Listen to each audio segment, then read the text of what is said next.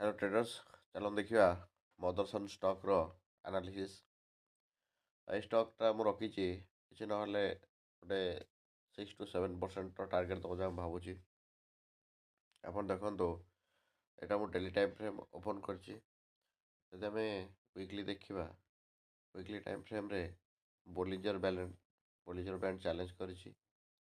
ଆଉ ଚ୍ୟାଲେଞ୍ଜ କରିକି ଏଇଟା ଦେଖନ୍ତୁ ସଷ୍ଟେନ୍ କରିଛି କ'ଣ ଦୁଇଟା ହାୟର ହାଇ ହାୟର ଲୋ ଫର୍ମେସନ୍ କରିକି ଉପରକୁ ଯାଉଛି।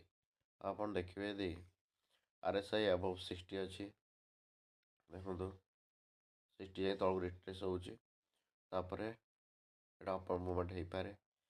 ଆଉ MACD ଦେଖନ୍ତୁ, MACD ହାୟର ହାଇକି ଚାଲିଛି, କ୍ରସ୍ ଓଭର କରିଛି ସିଗ୍ନାଲ ଲାଇନ୍ ଉପରେ। ଆଉ ଗୋଟେ କଥା ହେଉଛି ADX ଦେଖନ୍ତୁ 21 ଉପରେ ଅଛି, ଆଉ ପ୍ଲସ୍ ଡେ ମାଇନସ୍ ଡେ ଉପରେ ଅଛି।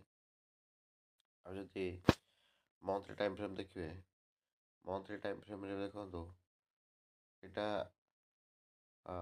ମିଡ଼ିଲ୍ ବୋଲିଜର ବ୍ୟାଣ୍ଡରୁ କ୍ରସ୍ କରିକି ଉପରକୁ ଯାଉଛି। ତେଣୁ ଆଟଲିଷ୍ଟ ଯାଉଛି ମାନେ ଏଇଟା ଆଟଲିଷ୍ଟ 136 କିମ୍ବା ଆଟଲିଷ୍ଟ 130 ପର୍ଯ୍ୟନ୍ତ ତ ସିଓର ଯିବ, ଉପରକୁ ଯାଇପାରେ, କିନ୍ତୁ ଆଟଲିଷ୍ଟ ଏ ରେଞ୍ଜ ପର୍ଯ୍ୟନ୍ତ ତ ଆସିବ ଯାହେଲେ। ହେଲେ ଏଠିରେ ବି ଦେଖନ୍ତୁ ଏଠି RSI ବି above 60 ଅଛି, 62 ଉପରେ ଅଛି, ଆଉ ଉପରକୁ ଯାଉଛି। ଆଉ ଯଦି MACD ଦେଖିବେ, MACD ଦେଖନ୍ତୁ କ୍ରସ୍ ଓଭର ହେଇ ସିଗ୍ନାଲ ଲାଇନ୍କୁ କରୁଛି, ଆଉ MACD ହିଷ୍ଟୋଗ୍ରାମରେ ଜଷ୍ଟ ଜିରୋ ଲାଇନ୍କୁ କ୍ରସ୍ କରିଛି।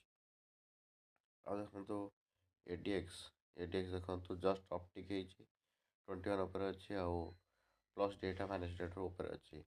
ତେଣୁ ଏଇଟା ମନ୍ଥଲି ଟାଇମ୍ ଫ୍ରେମ୍ ଯେହେତୁ ଭଲ ଅଛି, ଏଇଟା ଡେଲି ଟାଇମ୍ ଫ୍ରେମ୍ରେ କିଛିଟା ଅପ୍ ଡାଉନ୍ ହେଇକି ସର୍ଟଲି 1 to 2 ୱିକ୍ ଭିତରେ ମୁଁ ଯାହା ଅନୁମାନ କରୁଛି, ଏଠି ଯଦି ଆମେ ପକେଇବା ଯଦି ପିଭଟ୍ ପକେଇବା, ଦେଖନ୍ତୁ ପିଭଟ୍ ପକେଇଲେ କେଉଁଠି ଦେଖାଉଛି 125 ଦେଖାଉଛି, କିନ୍ତୁ ଆଟଲିଷ୍ଟ ଏଇଟା 128 କି 129 ପର୍ଯ୍ୟନ୍ତ ସିଓର ଯିବ।